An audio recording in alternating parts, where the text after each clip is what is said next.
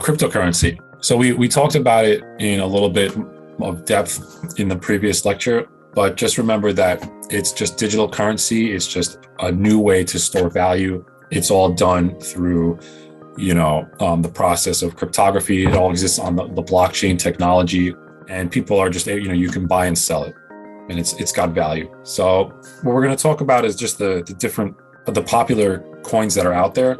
So obviously, number one, you have Bitcoin.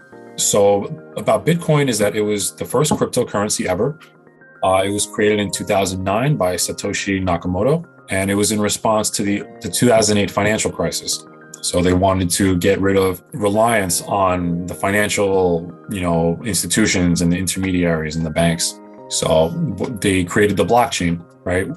So Bitcoin is actually the name of the blockchain and also the name of the coin itself.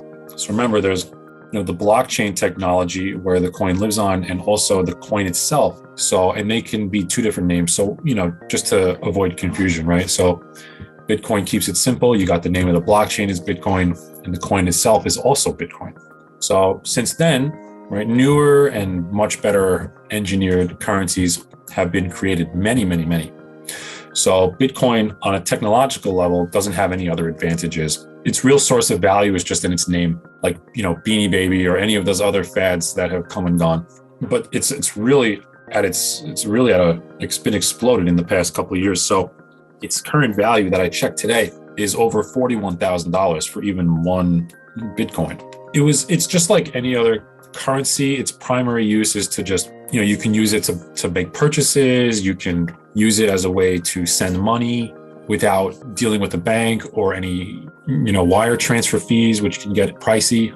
So of course, now it's primarily being used as just an asset that people have, to hold on to. So that's Bitcoin. And then we start getting into altcoins, right? Altcoin, remember, is just any alternative to Bitcoin. And the most popular one is Ethereum. So Ethereum is the second decentralized blockchain, the second decentralized coin to ever exist. They were created in 2015, and that's called, the coin named after Ethereum is called Ether, or people call it ETH. And the value of one Ether is currently about $3,000. So the value also comes primarily from its name and its fame. But unlike Bitcoin, which offers just its coins, the Ethereum blockchain itself is programmable. So users can create smart contracts and decentralized apps. And that's what makes Ethereum pretty interesting and very popular. There's many different altcoins out there and stablecoins, thousands even. But some of the top most popular currencies that you'll hear about are Bitcoin Cash, which is just from when Bitcoin had a hard fork. They created Bitcoin Cash. So, and then there's also Binance Coin, which is the currency put out by the Binance exchange.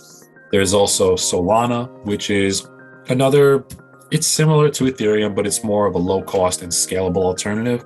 So, it's a little bit newer, right? So they were able to drive down the costs and be able to scale it. Because remember, the main problem with Ethereum is its scalability. And so it's extremely popular. So the quote unquote gas fees, right, or the transaction fees are extremely high. So Solana is like an alternative to that. And also Ripple is another crypto blockchain. And their main value proposition is building your own payment processing services. And also Stellar, where their value proposition is sending money globally, quickly and with low cost. When you really look at it, like most of them can kind of all do that, to be honest. But, the main differences really are like in their price on the exchange. Like, I think Binance Coin or Bitcoin Cash are like over $100 or $400 per coin. Whereas, like Stellar is, I think, less than 50 cents per coin. But interesting, funny enough, you can buy fractions of a coin, so you can buy actually out to 8 decimal places, you can buy up to a fraction of a coin. So in terms of like, as an investor, it's really just a matter of like, which coin do you like, which company do you trust the most? And you can, check like their different fluctuations in price, things like that. So, but they all have their own websites. You can check them out and read up about them. And so then moving on to stable coins, there's a few of them. Remember, stable coins their value is tied into something with real world value. So typically it's either going to be the US dollar or gold. And the most popular ones, actually, Tether, which is USDT, and US dollar coin or USDC. Those are two of the biggest, right?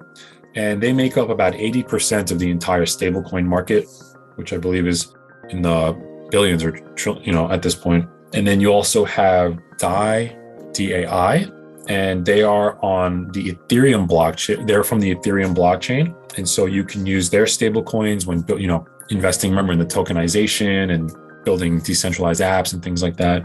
And then there's also Gemini Dollar, which is from the Gemini exchange. Again, I think these are all tied into the US dollar. So they're all going to have very similar value and also very similar fluctuations in price too. And that's basically it for what you need to know as far as cryptocurrencies. There's many different types. Each one has their own sort of, flavor, or, some of them have their own value propositions. Some of them are partnered with other services, like mostly financial services, and some even like have travel services that they're partnered with. So they will accept that coin. But I think this one is pretty straightforward. Just knowing the different names and is pretty much enough. All right, so that's everything for today. And if you have any questions, please leave a comment. Thank you.